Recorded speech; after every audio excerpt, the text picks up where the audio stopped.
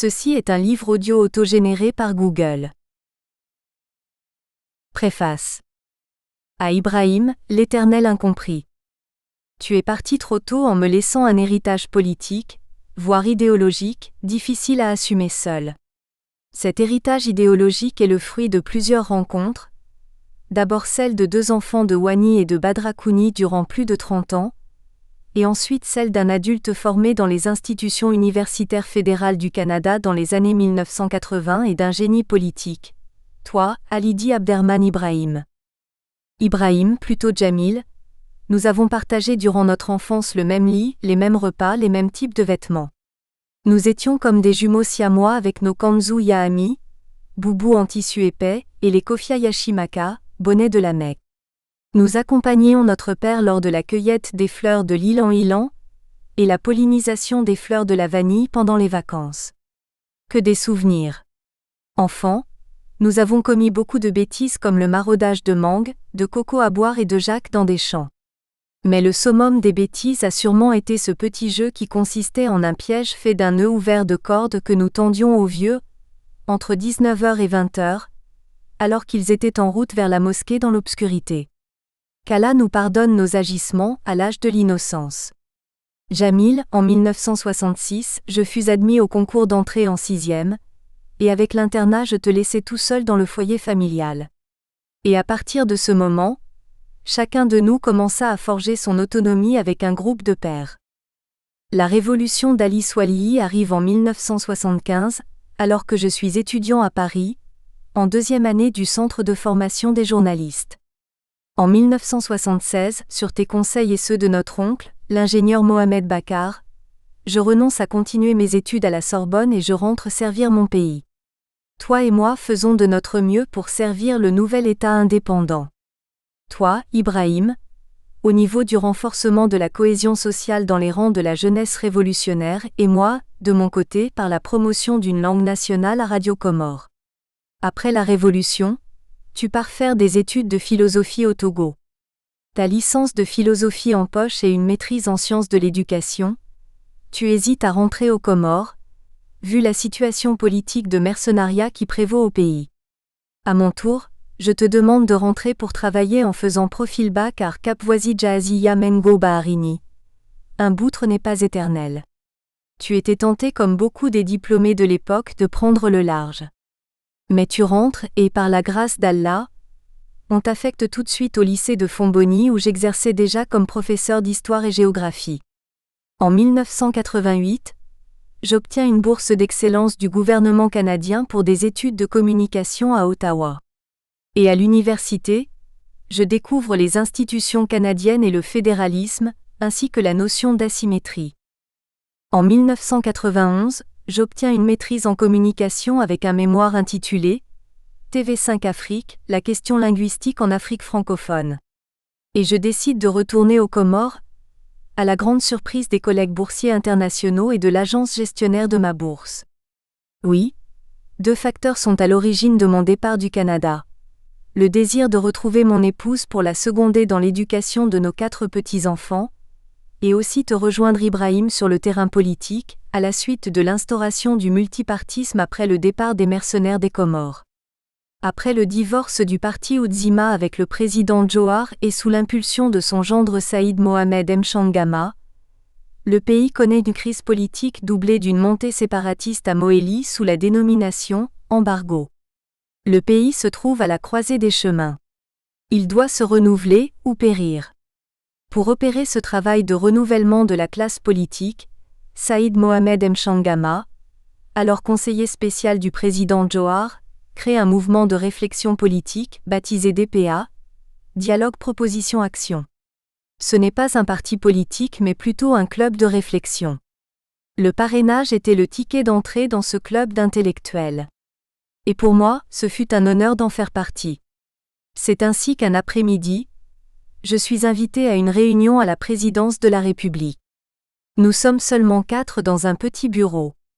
Celui d'un certain Shanfi, qui plus tard, gravira les échelons jusqu'à devenir ambassadeur Shanfi. Il y a également un certain Messaïdi, aujourd'hui un grand ténor politique du pays aussi, et enfin le conseiller spécial du président de la République, Saïd Mohamed Mchangama. L'ordre du jour est de mener une réflexion sur la situation politique à Anjouan, mais surtout à Mohéli, alors la proie d'un mouvement séparatiste. Après un tour d'horizon, je fais une modeste contribution restée confidentielle jusqu'à ce jour. Je propose l'entrée au gouvernement de mon frère Ibrahim Alidi au niveau d'Anjouan et du neveu de mon épouse, Ahmed El Arif Hamid pour l'île de Moali. Ibrahim Alidi résidant à Anjouan, Mchangama en fit son dossier personnel. Et je suis chargé de prendre contact avec El Arif Hamid alors sans fonction après son remplacement comme directeur administratif et financier au ministère de la Santé. La réunion est placée sous le sceau de la confidentialité. 2 semaines plus tard, mon frère Ibrahim Alidi m'informe qu'il a été consulté pour diriger le ministère de l'Éducation nationale, mais qu'il souhaiterait un autre ministère. C'est ainsi que je me présente au logement de fonction de Mchangama, pour renégocier un autre Marocain. Le débat est difficile car pour Mchangama, Ibrahim étant enseignant, il va de soi que ce ministère échoit à Ibrahim Alidi. Évidemment, Ibrahim Alidi, enfin politique, veut esquiver un piège, ne pas compromettre sa carrière politique dans ce ministère en proie à des grèves incessantes sous la houlette d'un syndicat inféodé au Front démocratique. C'est que par lassitude, nous sommes tombés d'accord sur le ministère de l'Information, de la Jeunesse, du Sport et de la Culture. Quelques jours plus tard, Ibrahim est entré au gouvernement comme prévu et El Arif Hamid aussi comme ministre de l'Économie et du Commerce. À partir de ce ministère, Ibrahim, mon frère, avec ton génie politique, tu as su t'entourer d'un homme de terrain, un homme qui a consacré toute sa vie au service de la jeunesse sportive d'Anjouan, Anis Johar, le fils aîné du président Johar. Et avec lui, tu as entrepris un grand chantier de rénovation de la vie politique à Anjouan, dominé jusqu'alors par l'héritage du président Ahmed Abdallah Abderrahmane. Après le rassemblement de milliers de femmes et d'hommes de toutes classes d'âge et milieux sociaux d'Anjouan, il fallait passer en revue l'encadrement idéologique de ce moment. C'est alors, mon frère, que tu m'as confié l'immense tâche de théoriser une ligne idéologique pour un nouveau parti politique. C'est ainsi que s'est construit un noyau dur autour de toi, mon frère, composé d'Anis Johar pour Domoni, Annie Ibrahim pour Mutsamoudou et moi-même pour Ouani. Après analyse de la situation socio-économique de l'île d'Anjouan et de la configuration géographique de l'archipel des Comores, nous nous sommes mis d'accord pour adapter le modèle canadien aux Comores avec les axes suivants: décentralisation, déconcentration, fédéralisme. Et lors du congrès de Bambao Mchtanga, alors que le projet des statuts du nouveau parti mentionnait comme nom Parti Ushabaha, je fis la proposition d'une dénomination avec allitération de la lettre D, ainsi naquit UDD. Union pour la démocratie et la décentralisation. Une nouvelle constitution promulguée voit le rétablissement du poste de Premier ministre. Et les grandes manœuvres de politique politicienne vont refaire surface. Et tu ne figureras pas dans la liste du nouveau gouvernement, devant préparer les élections législatives. Ce nouveau gouvernement porte déjà la signature du gendre du président, Saïd Mohamed Mchangama. C'est une sanction contre ton refus d'inféodation au puissant gendre. Décidément, mon défunt frère, tu resteras l'éternel incompris. Toi, un enfant né dans le New Mekle et éduqué à Ouani. Le parti UDD est représenté au gouvernement par Ali Djihad, un technicien agronome natif de Hongojou, au poste de secrétaire d'État au sport, jeunesse et culture. Heureusement que j'avais le contrôle du ministère en ma qualité de secrétaire général. Et avec l'infatigable Anis Johar, tu as mis à profit cette période de traversée de désert pour implanter les structures du parti UDD à Anjouan en vue des élections législatives à venir. C'était sans doute une ruse de l'histoire. Au sortir de ce scrutin, le paysage politique est morcelé. Seul l'UDD tire son épingle du jeu en raflant 9 circonscriptions sur 12 à Anjouan. Sur l'ensemble du territoire national, aucune formation politique n'a dépassé 2 sièges. En plus de cela, des nombreux indépendants sont élus. En appliquant l'esprit de la nouvelle Constitution, le président t'a chargé de former le gouvernement. À la suite de négociations intenses et de concessions, tu as pu rassembler une majorité à l'Assemblée fédérale avec 23 députés sur 40. Ce fut vraiment un panier de crabes ce gouvernement. 5 mois plus tard, le gouvernement est renversé avec le gendre du président à la manœuvre. L'histoire à retenir, mon défunt frère, est de comprendre les fondements de la trahison dans notre propre rang. Nous avons commis des erreurs de stratégie. Mironsi, avec un député UDD, revendiquait le poste ministériel de la préfecture de Mutsamudu. 2 députés UDD sur 3 de la région de New Mekelle se sont sentis lésés, surtout l'ancien secrétaire d'État, Ali Djihadi. Le député de Domoni, l'ennemi politique éternel de la famille Ahmed Abdallah, Ibrahim Mohamed, s'est senti humilié de ne pas être désigné pour former le gouvernement ni même en faire partie. Tous ces mécontents ont voté la motion de censure. Ibrahim, les Comores étant en négociation avec les institutions de Bretton Woods, tu as voulu constituer un gouvernement de technocrates, appuyé par une superstructure au niveau du cabinet et de la haute administration. C'est ainsi que tu as maintenu Kaambi El Yachourti aux finances et nommé le super technocrate, Mikidash Abdourahim, à ton cabinet comme conseiller économie. Des nombreux cadres du parti UDD nous ont tourné le dos face à ce choix de gouvernance. Il en va de même de la jeunesse de New Mekelle qui a fourni le gros lot des élus UDD, laissés en marge du partage du pouvoir pour ne pas dire du gâteau. Je me souviens, mon frère, de l'échec de ta rencontre avec la jeunesse de ta circonscription électorale au lycée de Liwara. Avec franchise et sincérité, en réponse aux doléances d'une frange de cette jeunesse, tu as répondu ainsi : pour rivaliser avec les villes de Mutsamudu et de Wani, il nous faut d'abord nous instruire. C'est la raison de l'établissement d'un lycée ici. Nous ferons le nécessaire pour doter ce nouvel établissement des moyens de son fonctionnement. Évidemment, ce fut la grogne. Et il fut colporté dans la région ce message, Harry Karazoma, il paraît que nous sommes non instruits. Décidément, mon frère, tu es et tu restes l'Éternel incompris. Après la motion de censure, Saïd Ali Mohamed, avec un seul député PSN à l'Assemblée fédérale, est chargé par le président de la République de former un nouveau gouvernement. Le soir même de la publication de ce nouveau gouvernement, Ibrahim, rappelle-toi, nous préparons la riposte avec l'aide des élus de Maïcha Bora et du FPC. La veille de la présentation du nouveau gouvernement, tu me charges d'arracher la signature d'un certain nombre de députés pour déposer une motion de censure à l'Assemblée fédérale. Pour cette mission, je suis accompagné du député Sharif Abdallah de FPC de Moili. Pour ce faire, nous sillonnons l'île de Negazidia jusqu'à l'aube pour faire apposer des signatures à notre projet de motion. Et par miracle, à la suite d'intenses négociations, le député Sharif Abdallah et moi-même recueillons l'aval de 23 députés. Et le projet fut déposé au bureau de l'Assemblée fédérale. Mais par des manœuvres politiciennes, le bureau de l'Assemblée a voulu jouer la montre pour disposer du temps en vue de discuter avec certains signataires de la motion. Alors rappelle-toi encore, mon frère. Nous avons freiné ce projet funeste en rendant public le projet de motion avec leurs signataires. Et le nouveau gouvernement de Saïd Ali Mohamed devint la risée de l'opinion publique. Le soir même, le président de la République dissolut le Parlement et le gouvernement. Et l'ambassadeur Ahmed Ben Sheikh fut chargé de former un gouvernement de transition pour préparer des nouvelles élections législatives. En septembre 1993, je m'envole pour Paris pour suivre une formation de 12 mois à l'Institut international d'administration publique à la suite de ma réussite à un concours organisé au sein de l'ambassade de France aux Comores. Après une année de formation en France, je rentre au pays pour continuer la lutte politique démocratique à tes côtés. Hélas, je retrouve l'UDD en lambeaux, laminé par le système de la transhumance politique. Des nombreux cadres du parti UDD ont rejoint le parti au pouvoir, celui de Mchangama. Seul Anis Johar, malgré sa nomination au poste de directeur général d'Air Comores, reste à tes côtés. De 1994 à 1996, le régime de Johar est vivement secoué par des violences politiques de déstabilisation interne et externe.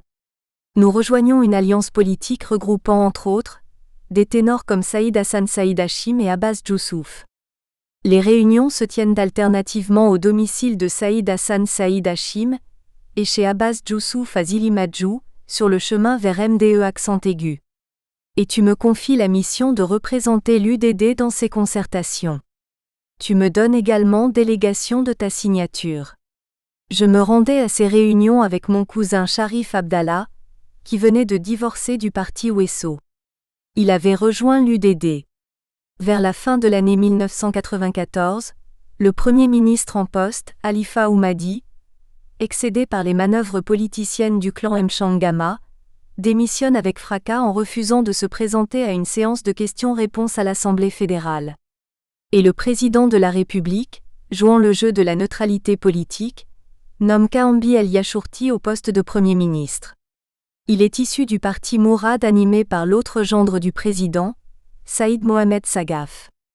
Quelques mois plus tard, exactement dans la nuit du 27 au 28 septembre 1995, une expédition de mercenaires conduite par Bob Denard met fin au régime de Jowhar au profit de 3 partis politiques.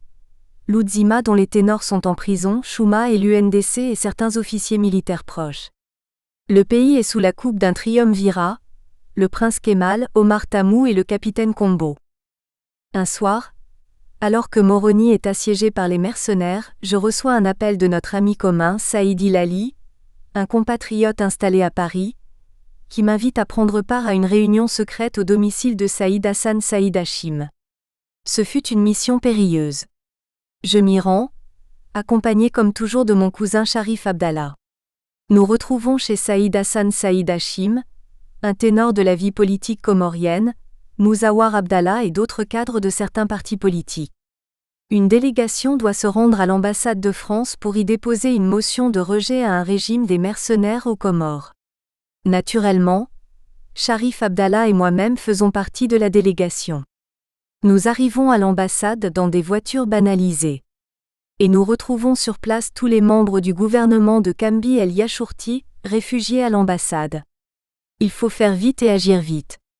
On nous fait signer une demande officielle d'intervention de la France pour libérer le pays de l'emprise des mercenaires. Mais aussi, nous partis signataires, demandons la formation sur place d'un gouvernement. C'est ainsi que mon frère Ibrahim, je propose ton nom au poste de ministre de la Production. Et Kaambi resta Premier ministre, chargé de la suppléance du président de la République. Aussitôt rentré à mon domicile, à la coulée des laves, des grondements d'avions de chasse et d'hélicoptères de l'armée française se font entendre à Moroni. Le lendemain, Bob Denard se rend à l'armée française et le président Jowhar libéré reste sous le contrôle pour sa sécurité, de ladite armée française. De cet épisode noir pour notre dignité nationale, il nous revient Ibrahim de rendre hommage à Saïd Hilali, pour sa part de contribution dans la libération de la nation des griffes de Bob Denard. Il a joué de ses relations avec Salim Ahmed Salim, anglophone et swahiliphone comme lui, alors secrétaire général de l'OIA, pour faire bouger les lignes. Ibrahim, rappelle-toi aussi qu'en ce jour de 28 septembre 1995, l'armée s'est effondrée devant les mercenaires. Seul le colonel Mohamed Swalihi, alias Campagnard, avec quelques éléments de l'armée, a fait montre de résistance. La plupart des figures politiques de ce pays firent allégeance à Bob Denard. Après sa libération des griffes des mercenaires, le président Jowhar est évacué par un avion militaire français vers la Réunion pour un check-up médical. Très vite, des dissensions surgissent au sein du gouvernement. Des informations avérées font état de la déportation du président, au lieu d'une évacuation sanitaire. Le parti UDD, dont le fils du président, Anis Jowhar, également numéro 2 du parti, s'est démarqué en s'opposant à la position du gouvernement et demande le retour du président aux Comores pour une normalité constitutionnelle. Et je me rappelle encore quand au retour d'un conseil des ministres houleux, tu m'as annoncé « On va quitter le gouvernement ». Et le lendemain, un nouveau gouvernement élargi à certaines formations politiques comme les partis Oudzima et UNDC fut mis en place. Ainsi Ibrahim, tu as quitté le gouvernement. Décidément tu es, et tu resteras l'Éternel incompris. Et le 23 octobre 1995, le nouveau gouvernement pose des actes qui attestent sa volonté de transformer un empêchement temporaire en un empêchement définitif. En définitive, notre lecture politique est que cette déportation constitue un coup d'État de facto, afin de laisser un boulevard électoral au leader du MDP-NGDC pour les prochaines élections présidentielles. Pour nous, le Premier ministre Kahambi était sous l'influence de Abbas Youssouf. Et rapidement, Anis Johar s'est mise à l'œuvre à Moroni dans la constitution d'un vaste regroupement des forces vives de la nation pour un retour du président Johar aux Comores. À partir de ce moment, le pays plongea dans un chaos institutionnel avec la désignation d'un nouveau Premier ministre en la personne de Saïd Ali Mohamed, suivi d'un nouveau gouvernement par le président Johar depuis l'île de la Réunion. Le parti Chouma fait partie du gouvernement parallèle. Le pays est divisé, tout semble figé. Plus de 40 formations politiques et organisations sociales comme des syndicats ont signé un document à l'attention de toutes les chancelleries, y compris l'OIA, pour le retour immédiat du président. Et ce document porte ma signature au nom du parti UDD. Et sous la pression des forces vives du pays, le président Johar put regagner son pays pour finir son mandat et organiser les élections présidentielles en conformité avec les institutions. Ainsi, la stratégie de contrôle du scrutin des échéances électorales par le MDP-NGDC fut déjouée. Nous avons eu la chance, mon frère, de bénéficier de l'appui inestimable sur le plan de la stratégie et du partage des informations de notre ami commun Saïd Hilali. Aux élections présidentielles de 1995, tu es le candidat du parti UDD. Nous abordons ces échéances électorales avec de maigres moyens financiers. Anis Johar vide sa tirelire pour financer la campagne. Et moi-même, je finance la mini-campagne de Negazidia.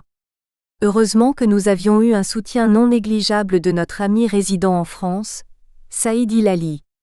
Au premier tour, le parti UDD fait un score honorable à Anjouan. Au deuxième tour, nous soutenons naturellement le candidat Mohamed Taki Abdulkarim face au candidat du MDP-NGDC, Abbas Youssouf. Nous avons en mémoire le guet-apens intentionnel que le parti de ce dernier a voulu installer dans sa volonté de mettre hors jeu le président Johar comme garant constitutionnel de ce scrutin présidentiel. Je me rappelle comme aujourd'hui, mon regretté frère, d'avoir fait une lecture politique de ce scrutin présidentiel. La démocratie de type occidental ne fonctionne pas chez nous. 3 critères sont les soubassements des suffrages, à savoir le communautarisme, la peur et le messianisme. Aux élections législatives de fin 1992, le parti UDD a bénéficié de ce statut de messie auprès de la population anjouanaise. Nous avons réussi une bonne campagne sur le terrain, mais surtout en contenu radiophonique et audio. Nos idées de décentralisation et de justice sociale ont été disséminées et vulgarisées à la radio et dans les taxis par l'utilisation des cassettes avec les paroles du célèbre chanteur Nawawi. Ce fut l'œuvre d'Anis Johar. À Radio Comores, dans le cadre des tranches horaires accordées aux partis politiques, Antoufi Mohamed Bakar et moi-même avons servi les ondes. Mais la magie n'a pas fonctionné au scrutin présidentiel de fin 1995. Les suffrages se sont répartis cette fois-ci en fonction de 3 critères, communautarisme, messianisme et peur. Mohamed Taki Abdulkarim a bénéficié d'un suffrage messianique, Abbas Youssouf presque communautaire d'une certaine catégorie de la population, et la peur pour Omar Tamou sous le signe de l'Oudzima, unité nationale et intégrité territoriale. Quant à toi, Ibrahim, tu as bénéficié de ce vote communautaire au niveau de la région de New Maclay, mais tu as aussi été victime d'un rejet de la part de la communauté anjouanaise vivant à Moroni préférant accorder ses suffrages au parti Oudzima en raison du facteur peur.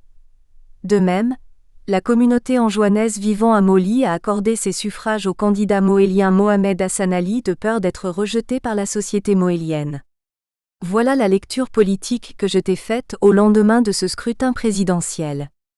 Et je t'ai conseillé de ne plus perdre ton temps avec les suffrages des grandes villes, mais de te consacrer à la région de New Maclay et à la périphérie de Mutsamoudou.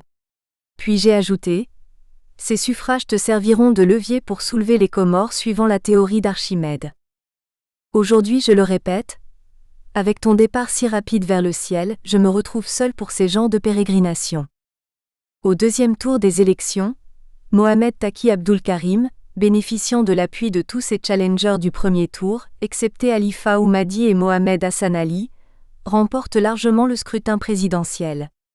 Il faut noter ici le travail énorme effectué en amont depuis Paris par notre ami Saïd Hilali, pour une normalisation politique du candidat Mohamed Taqi Abdul-Karim avec Paris, et ce grand ralliement autour de sa candidature au deuxième tour du scrutin.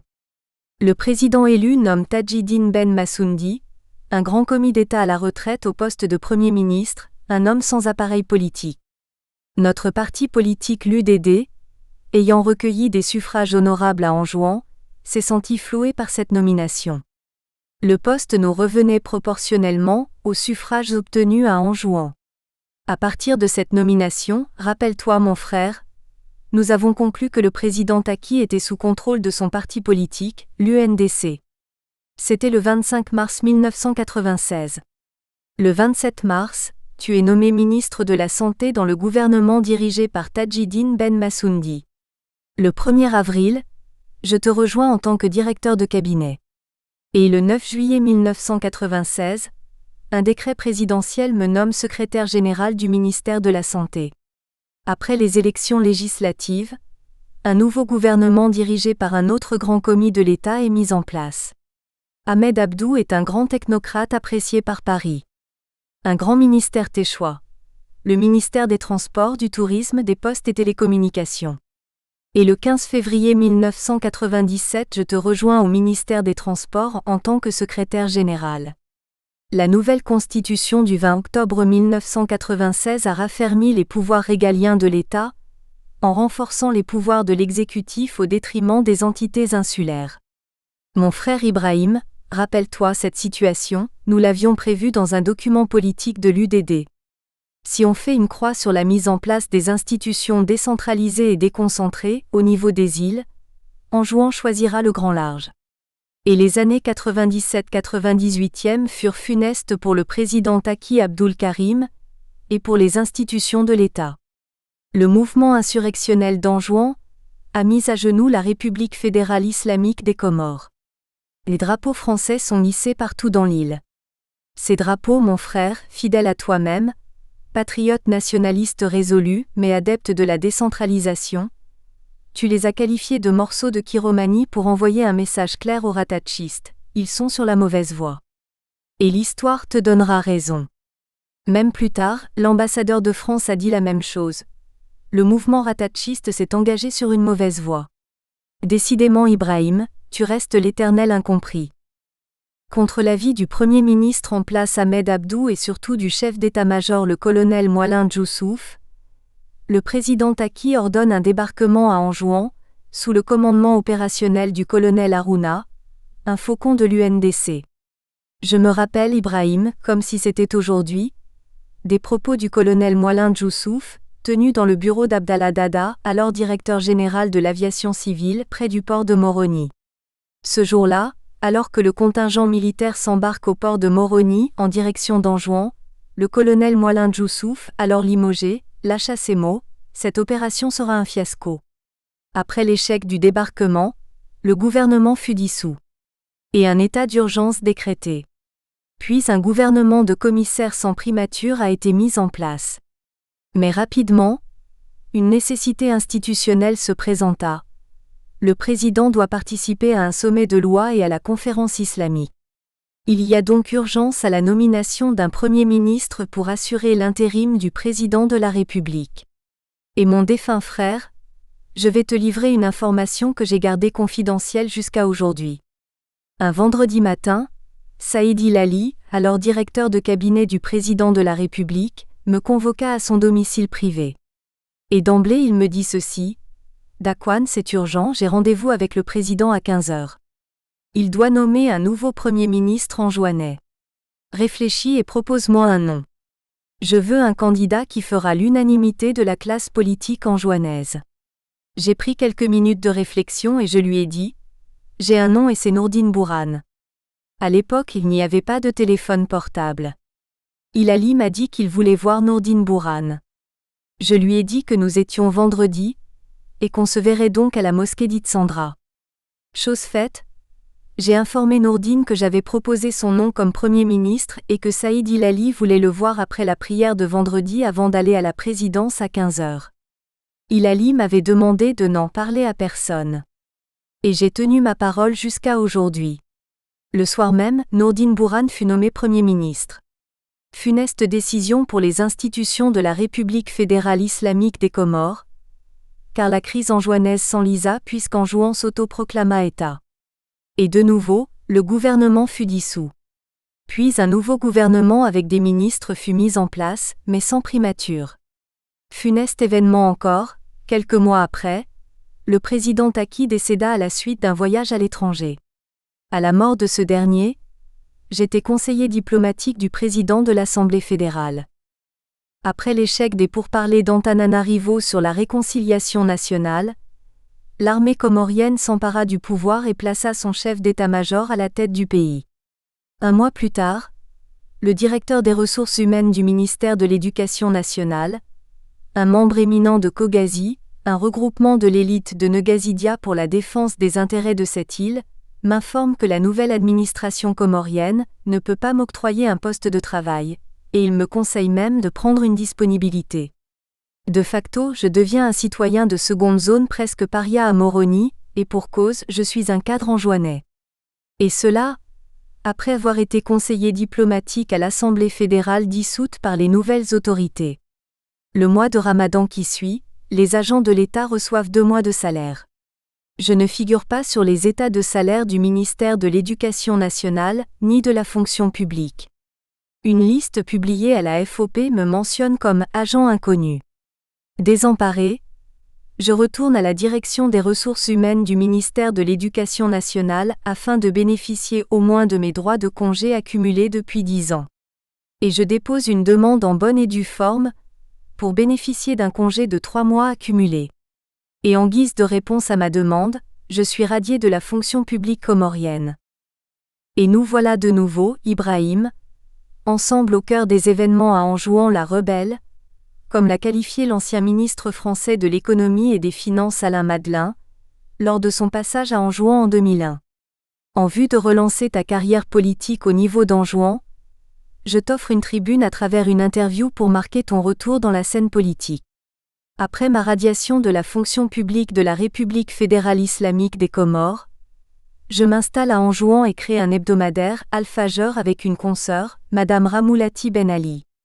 Toi et moi, nous considérions l'accord de Fomboni du 17 février comme un acquis sacré pour l'unité des 3 îles de l'archipel des Comores en attendant la formalisation constitutionnelle de la déclaration suivante de François Mitterrand, Mayotte et les autres avec Mayotte.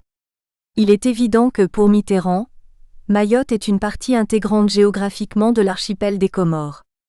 C'est pour cette raison que toi et moi, nous avons répondu positivement à l'appel du colonel Mohamed Bakar, alors président de l'île autonome de Nzouani, pour défendre les institutions nées de l'accord de Fomboni, devant les velléités de leur mise en cause par le président Sambi, un natif d'Anjouan. Usant des pouvoirs étatiques et de l'appareil diplomatique de l'État, le président Sambi organise un débarquement militaire à Anjouan avec l'aide du colonel Kadhafi et des troupes tanzaniennes et soudanaises pour défaire les institutions autonomes de... Nous espérons que vous avez apprécié cet aperçu. Pour continuer à écouter ce livre audio sur Google Play Livres, utilisez le lien dans la description de la vidéo.